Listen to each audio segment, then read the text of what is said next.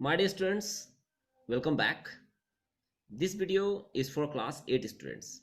Here I am going to tell you the summary of the second chapter of Cambridge English Pulse coursebook.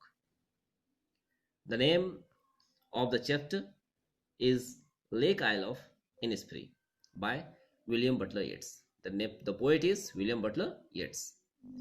In the last video, I explained the meaning of Isle and Innisfree. I told you about the poet William Butler Yeats. I told you about the central idea of the poem. Here I will tell you the summary of this very poem. Okay. Now, first I tell you the summary of the complete poem. Then I will tell you the stanza-wise summary of the poem. Okay. So let us start. First, I'm going to tell you the summary of the complete poem.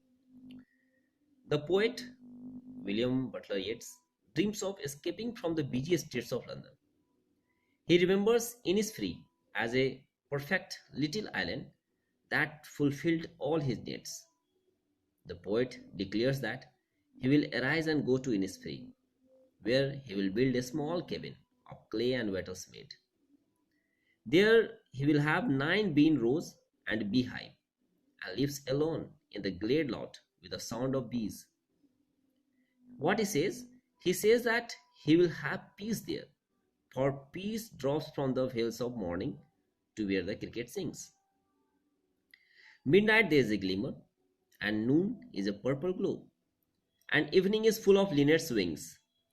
He declares again that he will arise and go, for always, night and day, he hears the lake water lapping with low sounds by the shore. While he stands in the city, on the roadway or on the pavement's grey, he hears the sound within himself in the deep heart's core. So, this is the summary of the poem. This is a complete summary of the poem. Okay? Means this is a summary of the complete poem. Now, I will explain each and every stanza, and I will give the summary of the stanza, each and every stanza. The very first stanza. I will arise and go now, and go to Innisfree, and a small cabin built there of clay and wattles made.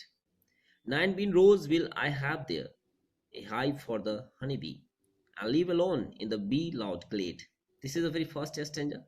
What does the poet say in the very first stanza? The poet says he will arise and go to the imaginary place Innisfree, but actually it is a real place.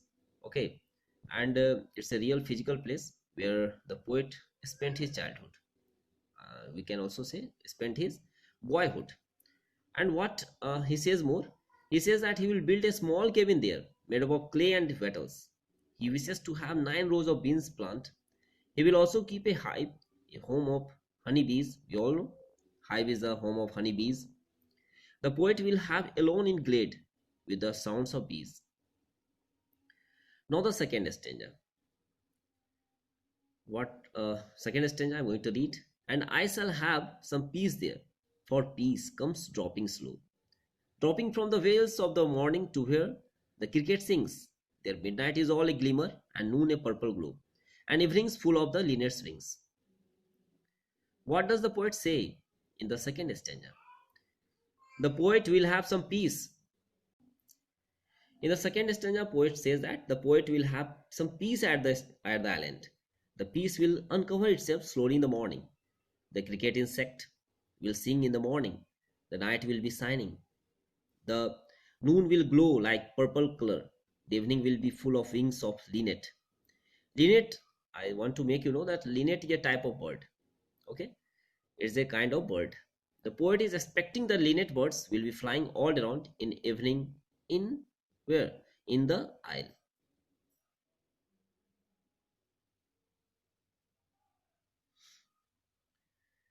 Now, stanza 3.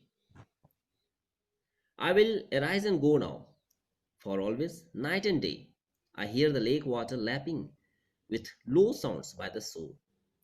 While I stand on the roadway or on the pavement's grey, I hear it in the deep heart's core. What does the poet say in this very stanza?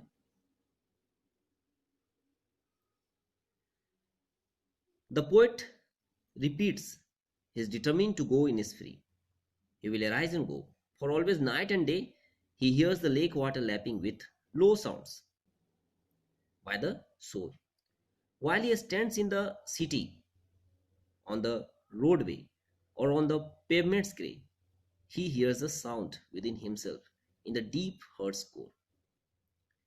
So, students, I've tried my I've tried here to make you understand in both ways. First, I told you the summary of the complete poem, and then I told you the stanza wise summary of the poem. What you have to do, just go through the poem again and again and try to connect yourself with the poem. And some of the questions given at the end of the chapter, and I think that you should try to make them on your own. You should try to solve them on your own. There are some descriptions that you cannot understand, so I would like to make you know, make you feel, make you know that that poem is not like a story. You should go through the poem again and again, and then try to understand what the poet wants to say. You should also take the help of dictionary and try to find the meaning of some difficult words. In the next video, or in the notes, in miss as in the form of notes, I will try to give you the answer of some of the questions given at the end of the chapter. Thank you, students.